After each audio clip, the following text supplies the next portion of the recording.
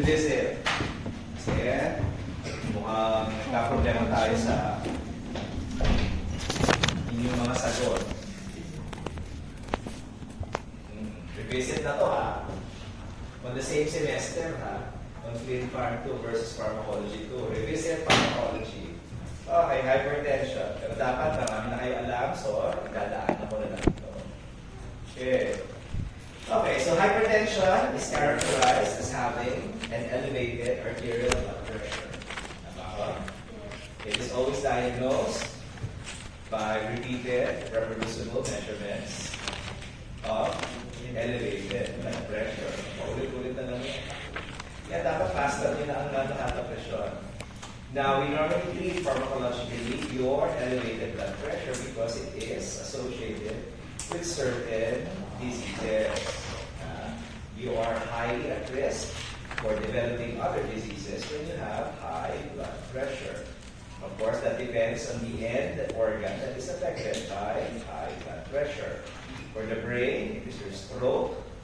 For your heart, it is your myocardial infarction with eventuality of a angina. And then, by kidney, you have your renal failure and all of the possible other vascular complications. Kasi blood vessels ang pinatamaan natin dito. So you can go blind, you can have dialysis, and whatever other or peripheral artery disease that can also be part of your hypertension. Okay? So, high blood pressure is one risk factor that will make you prone and be at high risk.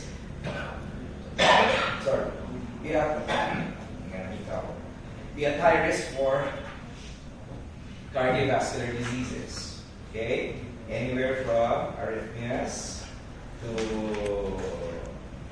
anginas, ischemic heart disease, heart failure, etc. Okay, so once or as your BP increases, then it increases incrementally your risk factors for developing cardiovascular diseases. Okay? Ang latest trend, that's why the consensus of JNCA and all of the other consensus of hypertension has pegged 140/90 as considered as hypertensive. Noong panahon ko, nung nag-medicine pa ako doon, ang 140/90 is considered normal for us. But right now, the start of hypertension is at the level of 140/90. So, 140/90, dapat either nagkakalot na kayo o nagbabago na ang inyong kalakaran as far as your lifestyle is concerned. Okay? Now, bihira lang naman ang pasyente umabot ng 50 o 60 na normal ang BP. That's only less than 10%. Okay? The remaining 90%, puro nagtataas at nagpuputukan na ang BP niya. Okay? Again, with an incremental increase in blood pressure, you are very mostly prone to, of course, your strokes, your MIs, and even renal failure. And of course, it also increases your possibility of dying very early. The mortality is very high. Okay? So make sure that you know how to diagnose hypertension now. So again, 140/90. Actually, 130 na nga yung ibang mga societies. Ganun na sila ka-aggressive in treating your blood pressure. Because even at 130, okay, you might be able to already have complications of your end organs. Okay? Now, there are certain identifiable causes to hypertension and possibly resistant hypertension. Okay? So if your patients have sleep apnea, if you have chronic kidney disease, if you have primary aldosteronism, these are secondary causes of hypertension. Pheochromocytoma, you have thyroid or parathyroid diseases, you have problems with your aorta, you have too much salt intake in your body, you are not adherent to your antihypertensive therapy, you have Cushing's and even renal vascular disease, then it can be a secondary cause of hypertension. Remember, there are two types of hypertension. your primary hypertension, or what is also known as essential hypertension, and you have secondary causes of hypertension. If you have secondary causes, then treat the cause of the hypertension. For primary, it's going to be a little bit difficult because there is no visible source or visible cause for the hypertension if it is essential. Now, as a pharmacist, make sure that your patients are also interviewed in as far as the different drugs that may be able to produce hypertension. Kasi kayo ang pharmacist at hypertensive ang pasyente nyo, make sure you elicit certain drugs that may be a cause of hypertension. One of them is your very favorite non-steroidal anti-inflammatory drugs, whether it is COX-1 or COX-2 specific. Pareho lang yan. Kaya dahan-dahan sa mga gamot na to, pagkakasyon ang inaabutan nyo. Corticosteroids, prolonged use of corticosteroids will make your patients prone to hypertension. Oral contraceptive pills, particularly those that contain estrogen, are at much risk for hypertension. If you are taking sympathomimetics such as decongestants and even anorexic agents, they are also prone to hypertension. Cough and colds. Okay? If you're taking calcineurin inhibitors, which are your anti-cancer drugs, your cyclosporin and tacrolimus, taking of illicit drugs or recreational drugs, cocaine, amphetamines. Okay? If you are taking erythropoietin, matataas din yan. If you're taking ergot alkaloid, one of your ergot alkaloid is methergine, or either your bromocriptine, testosterone, and of course some antidepressants can produce hypertension. Okay?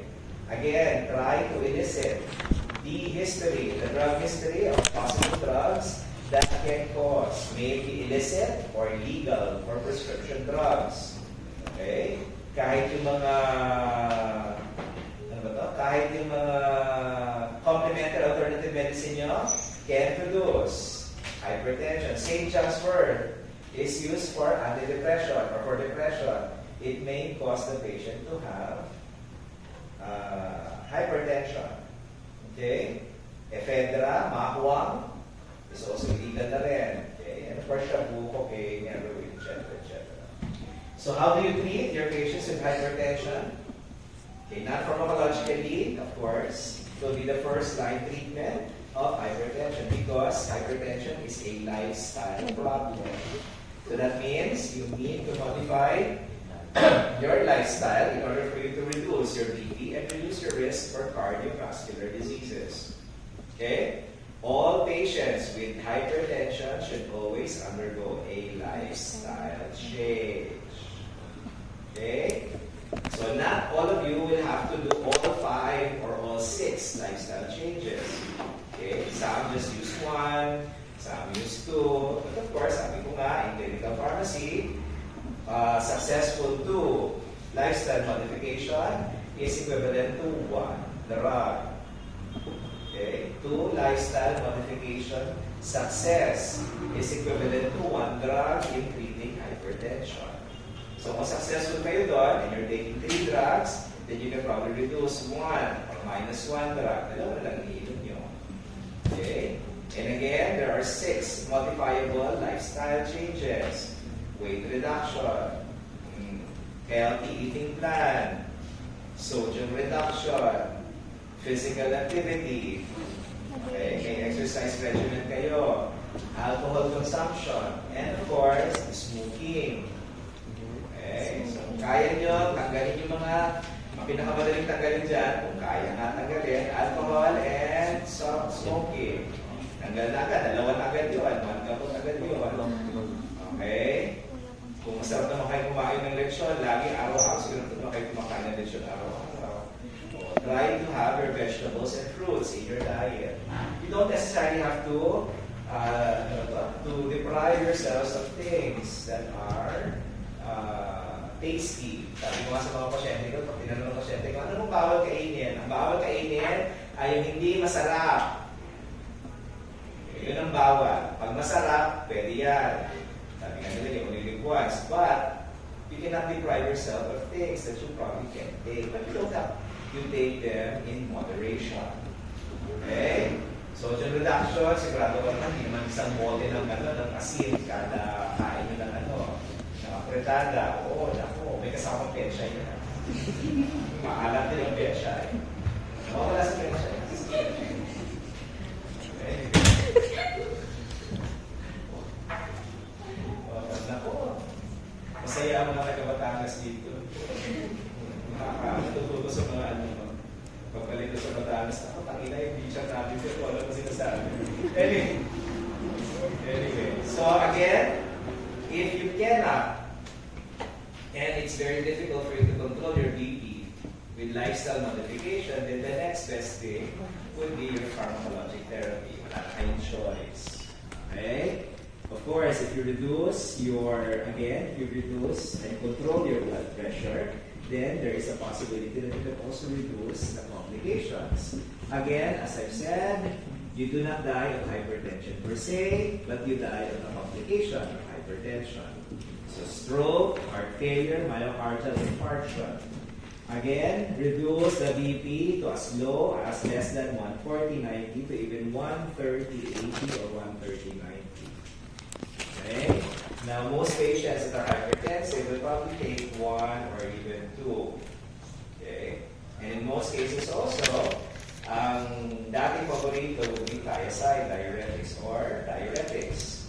But of course, doctors can always change or can change their priorities as far as the first-line treatment of your antihypertensives.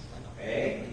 So kung pre-hypertensive na naman kayo, which is less than 130 over 80, and you have the option of not taking any drug. And of course, you have to continue with your lifestyle modification. If you are in stage 1, you probably may not also like to take drugs, but make sure that you do not have any diseases that will compel you to take the drug. This is other diseases that are accompanying your hypertension. One of them is diabetes. Okay, pag meron kayo metabolic problem, such as diabetes and renal failure, wala kayong choice kundi uminom ng gamot. Mas lalo na pagdating na stage 2, mga 2 o 3 na mga gamot nyo at nag-combine na kayo ng mga anti-hypertensive drugs. Okay? So with heart failure, when we studied this in pharmacology 2, okay, last training period.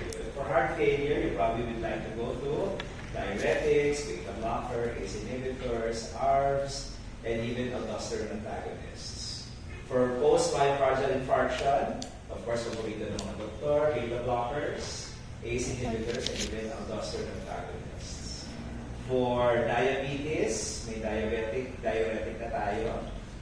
Your SGLT2, pwede na kayo magsabay-sabay dyan. Diuretic na, anti-diabetic pa, beta blockers, etc. Just look at the list of the possible drugs that you can take with all the diseases that are accompanying your hypertension.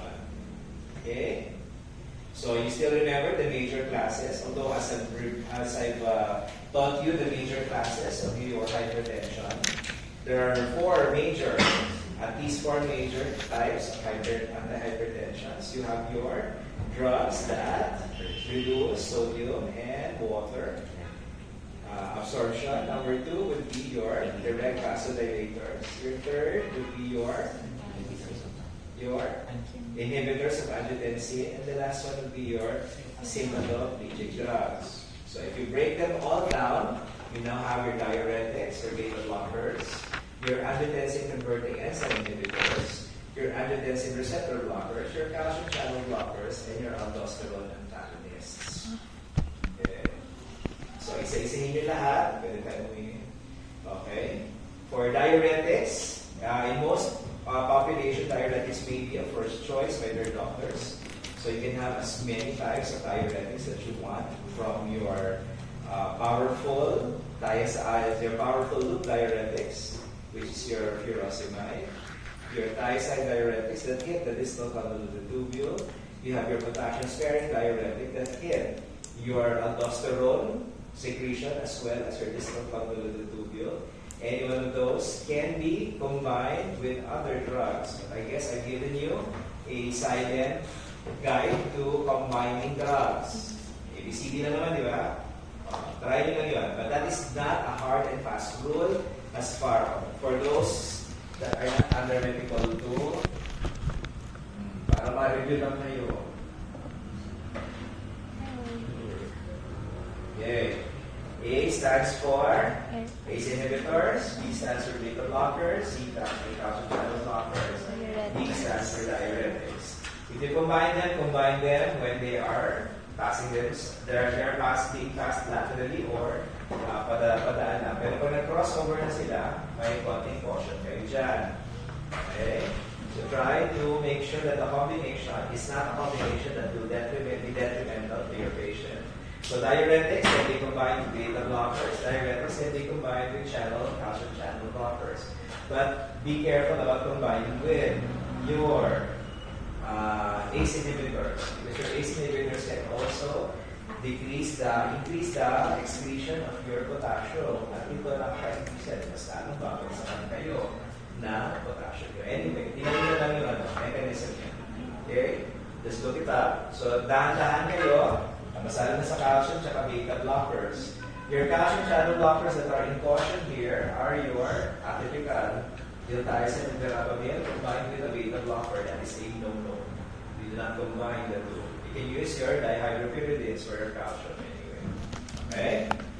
For aldosterone antagonists, okay, they are probably also just like diuretics, but they're technically like diuretics because they are considered as potassium-sparing diuretics. Okay? Patients should be monitored as far as the levels of potassium kasi pag sobra naman ng potassium nyo, some of your drugs don't work if you have an oversupply of potassium. Okay? At baka mawalan din kayo ng sodium dahil sa diuretic din yan. Okay? Anyway, beta blockers are one of the best, or not really the best, one of the most widely chosen antihypertensive because it is very cardioselective. And of course, the beta blockers that we normally use is a beta-1 selective beta blocker, not a non-selective beta blocker. Okay? So, you can use any of your cardioselective, metoprolol, atenolol, etc., etc. Okay? Metoprolol is probably one of the easiest or the first things that come to mind when your cardiologist or your doctors will give you beta blockers. And they're also very good, particularly if your patients have kidney problems, renal problems, or dysfunction. Metoprolol is actually one of the best choice. So, at least it is a selective beta-1 blocker. Okay? So, again, sabi ko nga, do not mix beta blocker with an atypical calcium channel blocker. And there are only two, diltiazem and verapamil. But with a dihydropyridine variety, such as the ipin, you monitor your patients. You can monitor your patients if it is only that dihydropyridine variety that is combined with your beta blocker. Okay? Now, when you withdraw things, of course, when you withdraw things, dahan-dahan sa withdrawal din. Kasi once you withdraw a beta blocker, it might just produce a rebound hypertensive effect. Okay? Your angiotensin converting enzyme inhibitors or your ACE inhibitors are also one of the things that would be used by your doctors. Okay? Now, your angiotensin converting enzymes have a propensity for producing hyperkalemia. Okay? And one of the irritating effects of ACE inhibitors is that your patients have an irritating cough. Okay? So, kung masyadong irritable na yung cough niya, dahil naka-ACE inhibitor kayo, tigil nyo na yan. Yung angiotensin receptor blocker nyo can also produce the same cough. So, huwag nyo lang gamitin yan. Okay? Don't take NSAIDs when you're taking ACE inhibitors. They can reduce the effect of your ACE inhibitors. Okay? And, of course, your ACE and ARBs are also the drugs that are used when you are also protecting your kidney. If you have problems of renal failure, your ACE as well as your ARBs are very good kidney protectors. Okay. Kaya minsan Tinilatan siya din ng doktor yan kung ano mga ibang sakit ng pasyente bago siya magbigay ng antihypertensive. And ACE inhibitors are not given for patients that are pregnant. For calcium channel blockers, again, there are two varieties, the non-dihydropyridine, which is the atypical, and your dihydropyridine varieties. Okay? For calcium channel blockers, again, kilala nyo naman yung mga yan. It is actually one of the best, well, sa akin, best drug because it actually controls the possibility of having cardiomegaly for your patients. And they slowly produce heart failure. Mas maganda ang protection niya in heart failure pag beta blocker kasi hindi nag-overwork ang puso ninyo. Okay? Now, the calcium channel blockers dihydropyridines, ipinipinipin, can be given for patients that are pregnant. But we don't use them for antihypertensive. We use them as a tocolytic, particularly nifedipine and dasidipine. But dasidipine is not available in the Philippines. It is only nifedipine. So, pag kayo ay nakakita ng reseta, nagaling kay Dr. Montesa, nakalagay nifedipine, at kita-kita nyo malaki-laki ang bumbong sa tiyan ng pasyente, tinitigilan nila sa hindi po pwede sa inyo ito. Pwede po yan.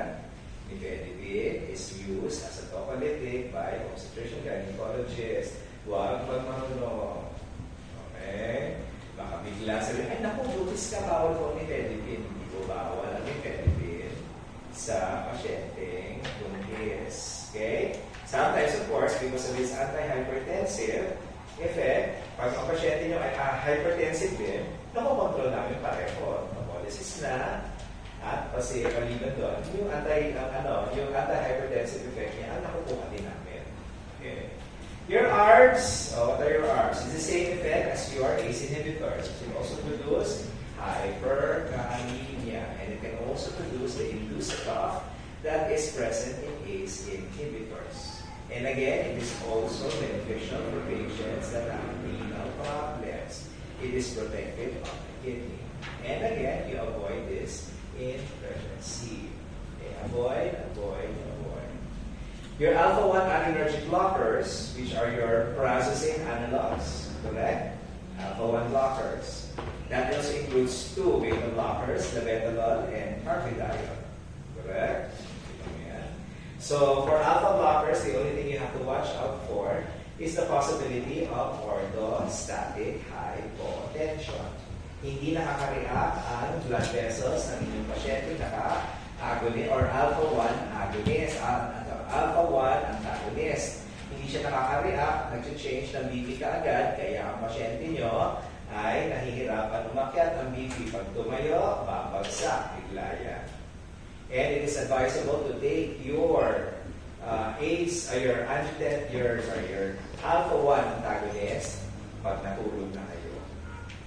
Kaya nangyayari na pag gumising at tumihit, dahan-dahan, baka makalimutan. Okay?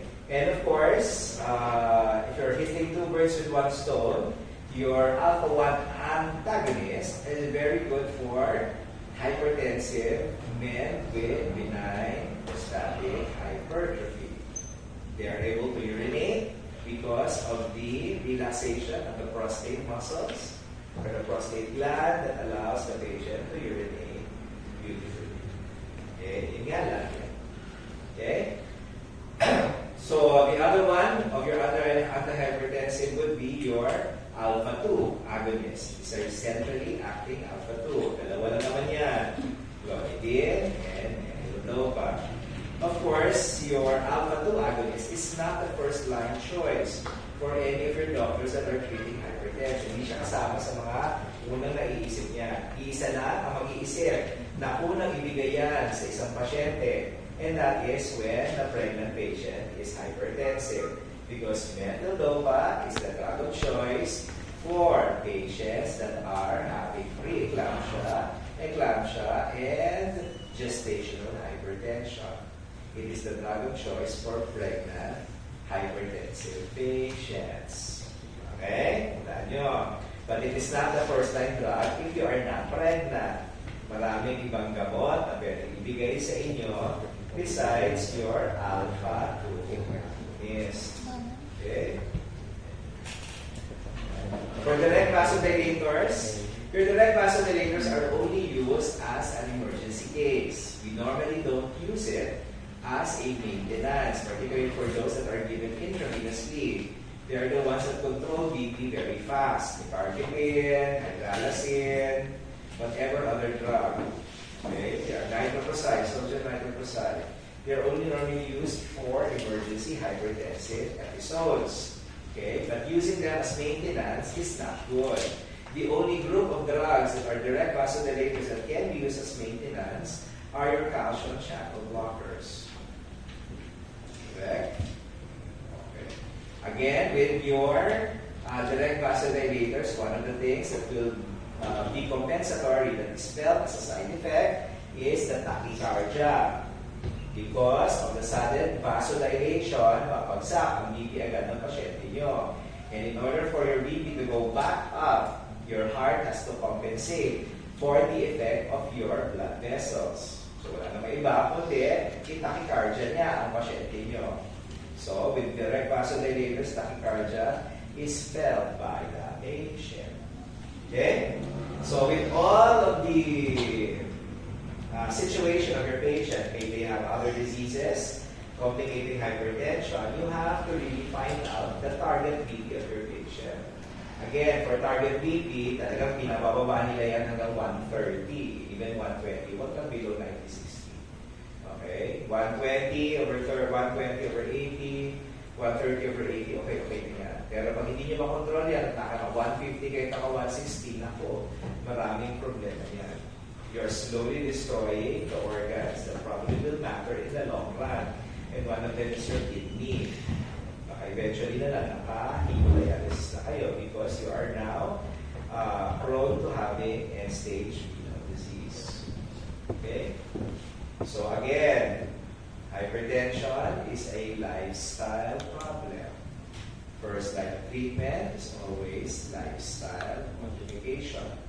Make sure you have a target BP. So, para makita ng pasyente, yun na yun ang target nyo lagi. Pag out of target kayo, edi wala. Magkakaroon kayo ng problema. Status pag diabetic pa yan, nasustuhan nila ibaba ng 120 pa yan. Okay? Noong panahon namin, 140-90, okay na yun. But apparently, may nakita sila, mga studies na may nakita na 140/90 can already produce end organ damage. Pero of course, pag 200 over 120, ay hindi na end organ damage yan. Pabili nyo na ng St. Peter yan. Siguradong bibigay yan. Okay? BP is next to godliness. If it is elevated. Unless, halang ang kaluluwa nyo, sintali ang papakita.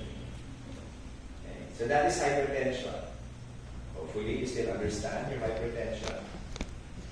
Tama na, pauwi na tayo. Sobrang baka mag-depression na kayo sa akin. Tapos mag-quiz pa tayo depression, tapos hindi ko makuha-kuha. Okay tayo. Oh, sobrang talisod na yan, ha? Sige. So with that, class dismissed. By the way, next meeting on Tuesday, I will not meet you. Oh, hindi nagawa mo na yun. Basta. Ikaw ba yun? Basta adjust kayo.